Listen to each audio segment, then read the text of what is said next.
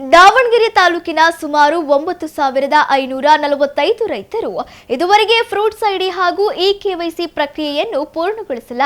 ಇದರಿಂದಾಗಿ ಕೇಂದ್ರ ಮತ್ತು ರಾಜ್ಯ ಸರ್ಕಾರಗಳ ವಿವಿಧ ಸೌಲಭ್ಯಗಳು ಕೈತಪ್ಪುವ ಆತಂಕ ಎದುರಾಗಿದ್ದು, ರೈತರು ಕೂಡಲೇ ನೋಂದಣಿ ಮಾಡಿಸಿಕೊಳ್ಳಬೇಕು ಎಂದು ಸಹಾಯಕ ಕೃಷಿ ನಿರ್ದೇಶಕರಾದ ಶ್ರೀಧರ್ ಡಿಎಂ ಹೇಳಿದರು. ಒನ್ ಕನ್ನಡ ನ್ಯೂಸ್ ಜೊತೆಗೆ ಮಾತನಾಡಿದ ಅವರು, ನಿಗದಿತ ಸಮಯದೊಳಗೆ ನೋಂದಣಿ ಪ್ರಕ್ರಿಯೆ ಮುಗಿಸದಿದ್ದರೆ ಕೇಂದ್ರ ಸರ್ಕಾರದ ಮಹತ್ವಾಕಾಂಕ್ಷೆಯ ಪಿಎಂ ಕಿಸಾನ್ ಯೋಜನೆ ಹಣ, ಬೆಳೆ ವಿಮೆ, ಬರಗಾಲದ ಪರಿಹಾರ ಹಾಗೂ ಎಪಿಎಂಸಿಯಲ್ಲಿ ಸಿಗುವ ವಿವಿಧ ಸೌಲಭ್ಯಗಳು ಮತ್ತು ಇಲಾಖೆಯ ಸಬ್ಸಿಡಿಗಳು ದೊರೆಯದೆ ರೈತರು ವಂಚಿತರಾಗುವ ಸಂಭವವಿದೆ ಎಂದು ರೈತರಿಗೆ ಎಚ್ಚರಿಸಿದ್ದಾರೆ.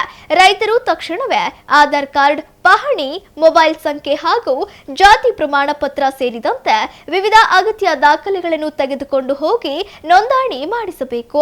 ತಮ್ಮ ಹತ್ತಿರದ ಗ್ರಾಮ ಒನ್ ಕೇಂದ್ರ, ರೈತ ಸಂಪರ್ಕ ಕೇಂದ್ರ, ಕೃಷಿ ಇಲಾಖೆ, ಕಂದಾಯ ಇಲಾಖೆ, ಪಶುಸಂಗೋಪನಾ ಇಲಾಖೆ, ಮೀನುಗಾರಿಕೆ ಇಲಾಖೆ ಅಥವಾ ಸಹಕಾರ ಇಲಾಖೆಗಳನ್ನು ಸಂಪರ್ಕಿಸಿ ಈ ಪ್ರಕ್ರಿಯೆಯನ್ನು ತಕ್ಷಣವೇ ಪೂರ್ಣಗೊಳಿಸಬೇಕು ಎಂದು ರೈತರಿಗೆ ಜಾಗೃತಿ ಮೂಡಿಸುತ್ತಾರೆ. ಆತ್ಮೀಯ ದಾವಣಗೆರೆ ತಾಲೂಕಿನ ರೈತ ಬಾಂಧವರೇ ನಮಸ್ತೆ. ದಾವಣಗೆರೆ ತಾಲೂಕಿನ ಸುಮಾರು 9,545 ರೈತರು ಫ್ರೂಟ್ ಐಡಿ, ಇಕೆವೈಸಿ ಮತ್ತು ಅದರ ಮುಂದುವರೆದ ಭಾಗ ಸೆಂಟ್ರಲ್ ಐಡಿ ಮಾಡದೇ ಇರುವುದು ನಮಗೆ ಮಾಹಿತಿ ಇದೆ. ಆದುದರಿಂದ ದಯವಿಟ್ಟು ರೈತರು ಕೂಡಲೇ ತಮ್ಮ ಸಮೀಪದ ಗ್ರಾಮ ಒನ್, ರೈತ ಸಂಪರ್ಕ ಕೇಂದ್ರಗಳು, ಕೃಷಿ ಇಲಾಖೆ, ಕಂದಾಯ ಇಲಾಖೆ, ಪಶು ಇಲಾಖೆ, ರೇಷ್ಮೆ ಇಲಾಖೆ, ಮೀನುಗಾರಿಕೆ ಇಲಾಖೆ, ಸಹಕಾರ ಇಲಾಖೆಗಳಿಗೆ ಸಂಪರ್ಕಿಸಿ ಈ ಒಂದು ಪ್ರಕ್ರಿಯೆಯನ್ನು ಪೂರ್ಣಗೊಳಿಸುವಂಥದ್ದು ತಮಗೆ ತಿಳಿಯಪಡಿಸ್ತೇನೆ. ಏಕೆ ಅಂತ ಹೇಳಿದರೆ, ಕೇಂದ್ರ ಸರ್ಕಾರದ ಯೋಜನೆಯಾದ ಪಿಎಂ ಕಿಸಾನ್, ಬೆಳೆ ವಿಮೆ ಹಾಗೂ ರಾಜ್ಯ ಸರ್ಕಾರದಿಂದ ಬರತಕ್ಕಂಥ ಸೌಲಭ್ಯಗಳು ತಮಗೆ ದೊರೆಯದೆ ವಂಚಿತರಾಗುವ ಸಂಭವವಿರುತ್ತೆ. ಆದುದರಿಂದ ಕೂಡಲೇ ರೈತರು ತಮ್ಮ ಆಧಾರ್ ಕಾರ್ಡ್, ತಮ್ಮ ಹೆಸರಿನ ಎಲ್ಲ ಪಾಣಿಗಳು ಹಾಗೂ ಆಧಾರ್ ಜೋಡಣೆ ಮಾಡ್ತಕ್ಕಂಥ ಮೊಬೈಲ್ ನಂಬರನ್ನು ಕೂಡಲೇ ತಮ್ಮ ಸಮೀಪದ ಗ್ರಾಮ ಒನ್ ಕೇಂದ್ರಕ್ಕೆ ತೆಗೆದುಕೊಂಡೋಗಿ ಈ ಪ್ರಕ್ರಿಯೆಯನ್ನು ಪೂರ್ಣಗೊಳಿಸಬೇಕಾಗಿ ತಮ್ಮಲ್ಲಿ ಕೇಳ್ಕೊಳ್ತೇನೆ.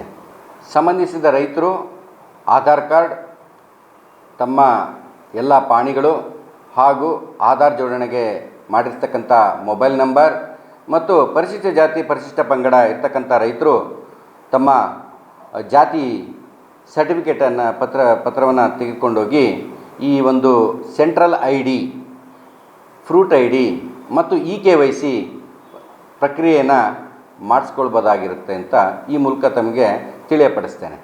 ಈ ಪ್ರಕ್ರಿಯೆಯನ್ನು ಮಾಡಿಸ್ಕೊಳ್ದೇ ಇದ್ದರೆ ಕೇಂದ್ರ ಮತ್ತು ರಾಜ್ಯ ಸರ್ಕಾರದಿಂದ ನೇರವಾಗಿ ರೈತರ ಖಾತೆಗೆ ಜಮಾ ಆಗುವಂತಹ ಸೌಲಭ್ಯಗಳಿಂದ ವಂಚಿತರಾಗುವ ಸಾಧ್ಯತೆ ಇರುತ್ತದೆ.